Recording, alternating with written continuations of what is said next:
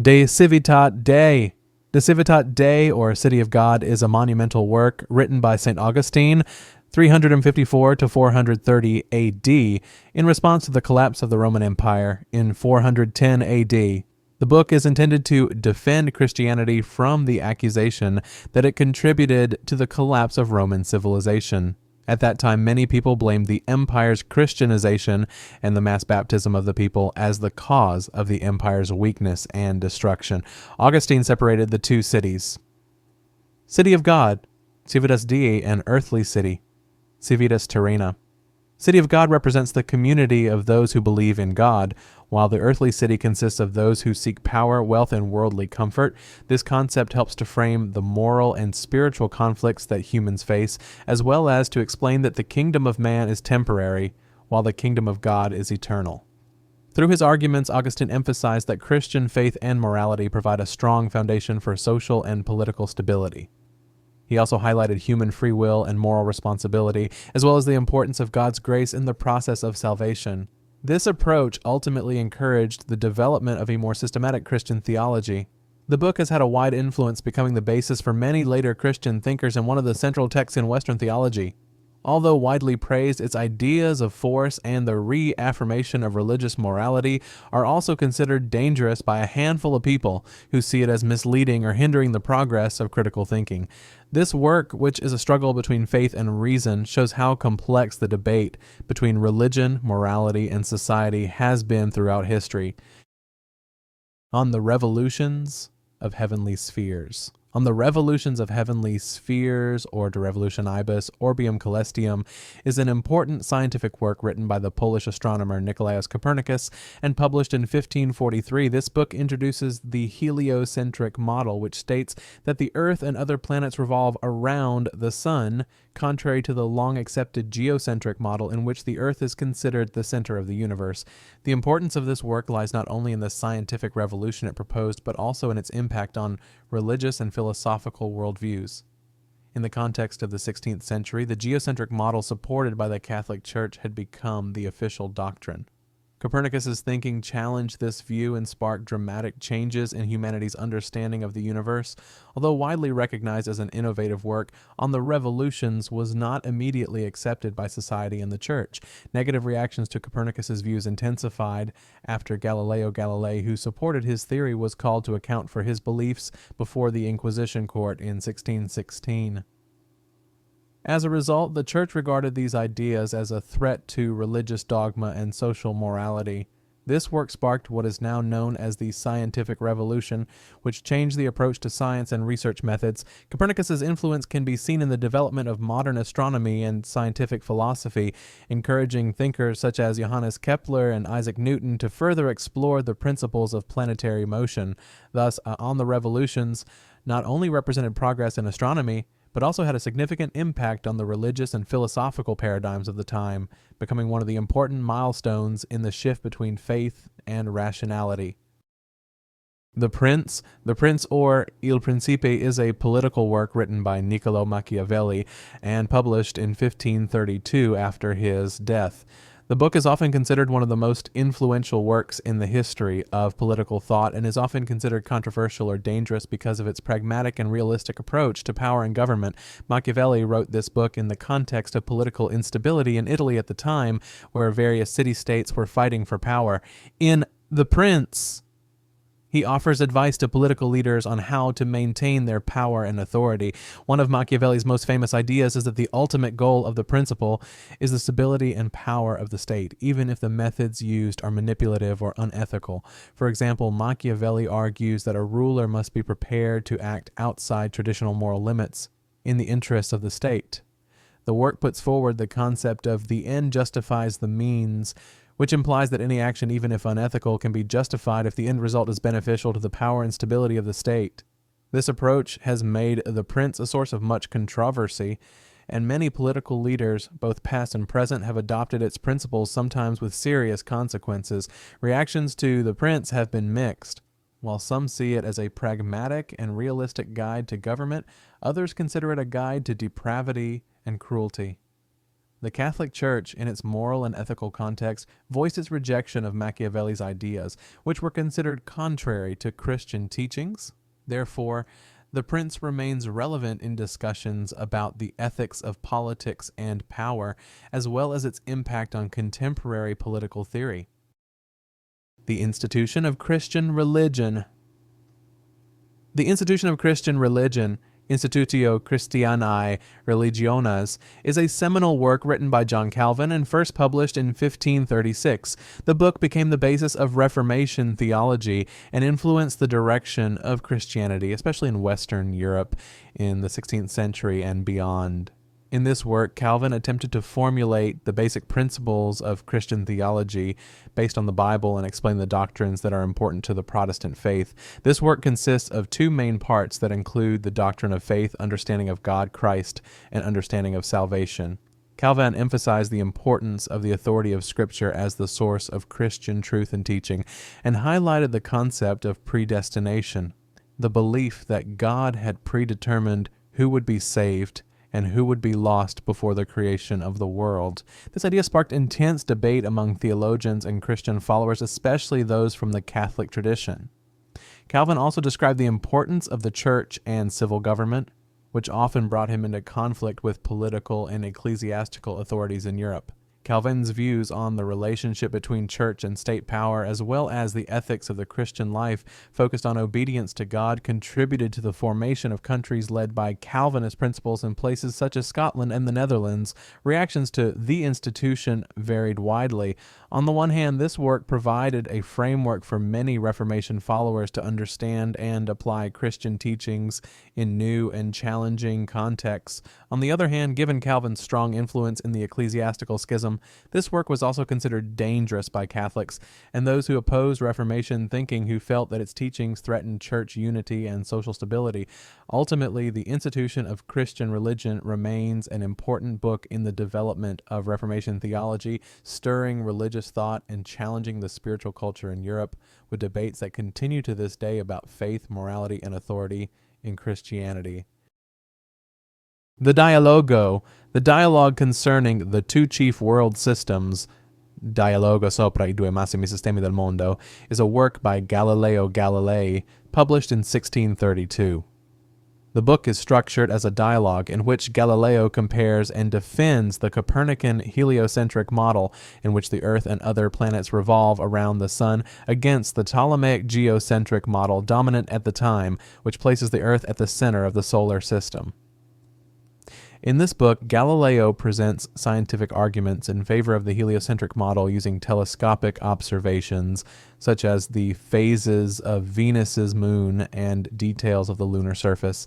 His work provides a strong rational basis for Copernicus's theory and is based on empirical investigation, which shows that scientific observation can outperform traditional authorities that are often based on church doctrines and teachings. The disruption caused by the dialogue lies not only in the scientific reasoning put forward, but also in the direct challenge to the religious and philosophical worldview held by the Catholic Church at the time. Given the Church's position in defending the geocentric model, the publication of the work was seen as a challenge to church authority. As a result, the work sparked major controversy. A year after publication, Galileo was summoned to appear before the Roman Inquisition and was sentenced to imprisonment, although the sentence was later commuted to house arrest. This trial marked a turning point in the relationship between science and religion and highlighted the potential for conflict between scientific discovery and prevailing religious beliefs. Despite initial rejection, Galileo's work was later recognized as one of the important milestones in the history of science. The dialogue concerning the two chief world systems reinforced the principle that observation and scientific method are essential to understanding the universe, triggering the scientific revolution and producing critical thinking that continues today. It has also become a symbol of the tension between rationality and belief in the context of a developing world.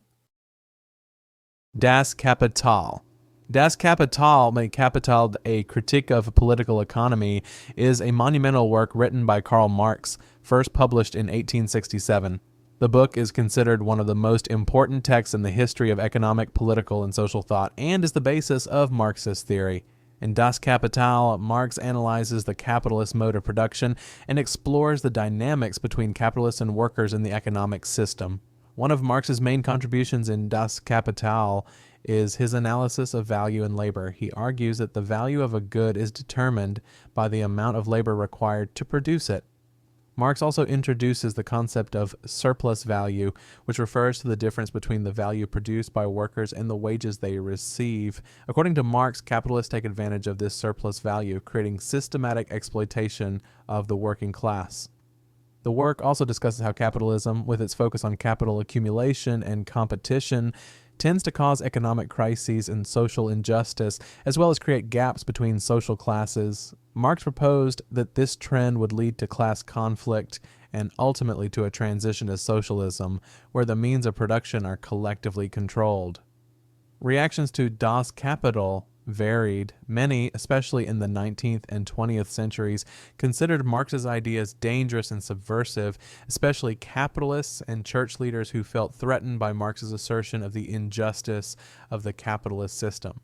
Meanwhile, workers and social reformers regarded the book as a guide to understanding and overcoming the injustices they experienced. This work has inspired various political and social movements around the world, including revolutions and the formation of socialist countries. In addition, Das Kapital continues to be a source of discussion and research among thinkers and activists interested in economic, social, and political issues, proving its continuing impact in social theory and its application in the context of class struggle and social justice. Essays on the Principles of Morality and Natural Religion. Essays on the Principles of Morality and Natural Religion is a collection of essays written by the Scottish philosopher David Hume, published in 1751. This work explores the basis of morality and religion through the lens of empirical philosophy and skepticism, two aspects that greatly influence modern thinking. In his work, Hume can be seen as a thinker who challenges traditional beliefs about morality that are often associated with religious teachings. Hume argues that morality does not come from divine authority or religious rules, but from observations of human behavior and everyday experiences. He stated that moral principles are formed through sentiment and feeling, not reason or religious doctrine. This directly contradicts many teachings that consider morality to be God-given. This approach encourages the idea that ethics are human and can be observed in social interactions, not merely the result of divine revelation. In addition, Hume also discusses various aspects of religion, including the concept of the resurrection and the existence of God. He is famous for his skeptical arguments about the evidence for religion, which sparked a debate about the rationality of religious belief. One of them is that he highlights that many religious beliefs have no solid basis in reliable experience or observation. Hume's work becomes dangerous in social and religious contexts because it encourages critical thinking about the doctrines that have been held by society. These essays are often seen as a challenge to the teachings of Christianity, especially by religious circles who maintain the view that morality must come from God. The impact was considerable. Many Enlightenment thinkers and philosophers thereafter, including Immanuel Kant, were influenced by Hume's ideas, sparking further discussion about morality, religion, and the role of reason in both. Thus, Essays on the Principles of Morality and Natural Religion is not only an important work in the history of philosophy, but also a bridge between traditional religious thought and the development of more secular modern thought, evoking deep reflection on the nature of humanity and our relationship to morality and religion. The Decline and Fall of the Roman Empire. The Decline and Fall of the Roman Empire is a historical work written by Edward Gibbon, which was published in 6 volumes between 1776 and 1788. This book not only records the history of the fall of the Roman Empire, but also analyzes the causes and factors that contributed to the collapse. This work is considered one of the most influential and controversial historical works in Western literature. Gibbon claims that one of the main causes of the collapse of the Roman Empire was the increasing power and influence of Christianity. He argues that by shifting the focus of Roman society from civil responsibility and military obligations to a higher spiritual and moral life, Christianity weakened the social and political structures necessary to maintain power. This opinion challenges the traditional view that sees religion as a driving factor of stability and morality. Gibbon also highlighted other factors in the collapse, such as corruption, shifting political power, and barbarian invasions. However, the emphasis on the role of Christianity in the process sparked a negative reaction from the Catholic Church and rulers, as it was seen as downplaying the contribution of faith to Western civilization. Gibbon himself was a skeptic and agnostic, and his point of view was often seen as a direct challenge to the authority of the church. The tension between Gibbon's views and religious beliefs caused much controversy. Many critics sought to refute his arguments by highlighting the positive contribution of Christianity to peace and social morality. On the other hand, Gibbon's supporters felt that he opened an important discussion about the relationship between religion and power in a historical context. From the time it was written to the present day, Gibbon's work remains relevant in the study of history, philosophy, and the dynamics between religion, politics, and society. In this context, the decline and fall of the Roman Empire not only reflects an in-depth analysis of a lost civilization, but also invites readers to consider broader questions about the role of religion in human history and its consequences for modern civilization. The God Delusion. The God Delusion is a book written by British evolutionary biologist and author Richard Dawkins, first published in 2006. The book is one of the most controversial works of the modern era, especially in discussions about atheism, belief, and religion. In this book, Dawkins firmly presents his arguments against the existence of God and criticizes religion from various perspectives, including logic, science, and morality. One of Dawkins' main arguments is that belief in God is not usually based on rational or scientific evidence, but rather on tradition, indoctrination, and cultural influence. He describes religious belief as a delusion, that is, a belief that has no firm basis in reality and often requires its followers to ignore the logic and evidence of a scientist. With this approach, Dawkins encourages readers to question and evaluate their beliefs about God in a more critical way and based on scientific evidence. The book also combines criticism of the various negative aspects often associated with religion, such as fanaticism, intolerance, and conflicts justified by religious doctrine. Dawkins argues that many of the world's social problems, including violence and discrimination, are often triggered by ancient religious teachings that are irrelevant to the modern context. Responses to the God Delusion have been mixed. Many atheists, skeptics, and secular thinkers have welcomed it as a bold and important work in the struggle for rational thought. On the other hand, religious and theologians have seen it as a direct attack on faith and morality and have accused Dawkins of ignoring the positive values that religion brings to society. Overall, the God Delusion not only reflects the debate about the existence of God, but also places Islam, Christianity, and other religions in the framework of scientific criticism, a revolution of thought, and the search for truth. This book has encouraged important discussions about the relationship between science and religion, as well as the role of morality outside of a religious context, making it one of the most debated texts in contemporary thought. The Satanic Verses. Satanic Verses is a novel written by Salman Rushdie and published in 1988. Although the novel is not a work that specifically addresses Christianity due to its broad influence, it is closely discussed in the context of inter-religious discussions, including analysis of Christianity and Islam. The novel summarizes complex themes relating to identity, belief, and ideological debate, as well as revealing the tension between religion, freedom of speech, and the limits of artistic creativity. Rushdie's work presents two main narratives, one that focuses on the life of the main character who experiences an identity crisis after being caught up in religious events, and one that tells a fictional story related to the life of the Prophet Muhammad. The application of elements of fiction, allegory, and magical realism, as well as criticism of the opportunities faced by religious people, form the core of this novel. Satanic Verses has sparked intense controversy, especially among Muslims, for being considered an insult to Islam and for containing elements that are considered blasphemous. In this context, the novel becomes a kind of reflection on how religion, including Christianity, is often the subject of criticism in the eyes of the author, including how his thoughts can provoke a strong response from followers of the religion. The reaction to the book was very harsh. Demonstrations, boycotts, and threats against Rushdie erupted after publication. In 1989, Ayatollah Khomeini, the supreme leader of Iran, issued a fatwa calling for Rushdie's execution. This highlights how ideas that challenge or question religious beliefs can be considered dangerous, even triggering global conflict. The novel sparked a broader debate about freedom of expression versus respect for religious beliefs. For example, among Christians, satanic verses provoked reflection on the limits of criticism of religion, the importance of intellectual freedom, and how literature can serve as a tool for exploring controversial ideas without undermining religious values. Thus, Satanic Verses not only reminds us of the tensions that can arise from criticizing religious beliefs, but also encourages deeper reflection on how we respond to challenging works, as well as the meaning of freedom in the context of religious pluralism. The novel remains relevant in contemporary discussions about the interaction between religion, art, and freedom of expression.